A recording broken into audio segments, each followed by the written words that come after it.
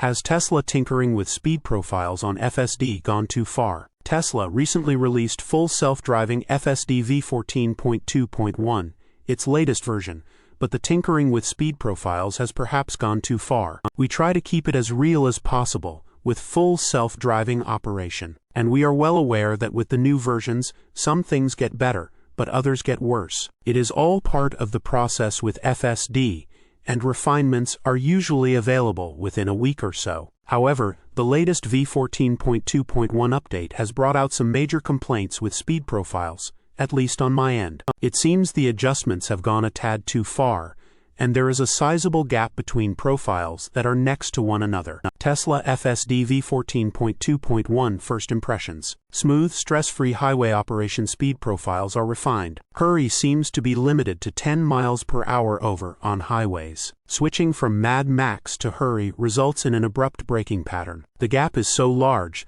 that changing between them presents a bit of an unwelcome and drastic reduction in speed, which is perhaps a tad too fast for my liking. Additionally, speed profiles seem to have a set speed limit offset, which makes it less functional in live traffic situations. Before I go any further, I'd like to remind everyone reading this that what I am about to write is purely my opinion. It is not right or wrong, or how everyone might feel. I am well aware that driving behaviors are widely subjective. What is acceptable to one might be unacceptable to another. Speed profiles are set to A speed. From what I've experienced on v14.2.1, Tesla has chosen to go with somewhat of a preset max speed for each speed profile. With Hurry, it appears to be 10 miles per hour over the speed limit, and it will not go even a single mph faster than that. In a 55 mile per hour zone, it will only travel 65 miles per hour. Meanwhile, standard seems to be fixed at between 4 to 5 miles per hour over. This is sort of a tough thing to have fixed, in my opinion. The speed at which the car travels should not be fixed. It should be more dependent on how traffic around it is traveling. It almost seems as if the speed profile chosen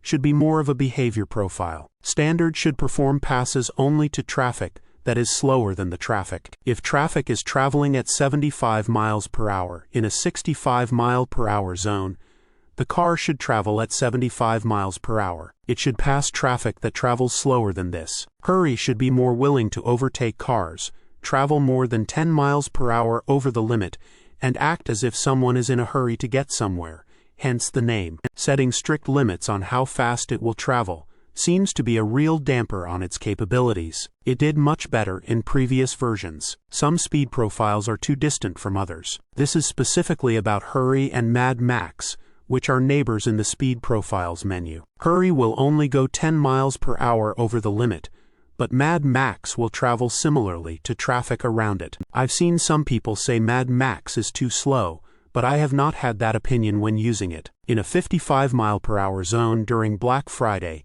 and Small Business Saturday, it is not unusual for traffic around me to travel in the low to mid-80s. Mad Max was very suitable for some traffic situations yesterday, especially as cars were traveling very fast. However, sometimes it required me to gear down into Hurry, especially as at times it would try to pass slower traffic in the right lane, a move I'm not super fond of. We had some readers also mention this to us. The abrupt speed reduction when switching to a slower speed profile is definitely an issue that should be improved upon. After switching from Mad Max to Hurry, there is a very abrupt drop in speed. It is not violent by any means, but it does shift your body forward, and it seems as if it is a tad drastic and could be refined further. Source: reposted and summarized from Joey Klender at teslarati.